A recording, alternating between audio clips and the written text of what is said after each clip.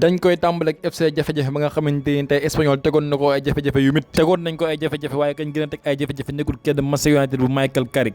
jafe-jafe yi nga xamante ne ni FC jafe-jafe mu ngi woon dund fële ci Espanyol de Barcelone ci première mi-temps boo xamante ne ni métti woon na trop ci FC jafe-jafe waaye kii di Jude Bellingham moo dugal 1-1 bañ mi-temps wee ca la kii di Mourinho xool xam na affaire bi gi defut ay changement rek dina tagga témbe mu dem andi Carlos Espin ba nga xamante ni moo jeexal match ba tàkk parce que daa teggaat ba mbaax mu tegee ko ne la dugal ko bii bu rëy bitam boobu kon moom mooy Real Madrid mu mën a gagné ci match ba 2-1 jël 3 points yóbbu ko fële ca Madrid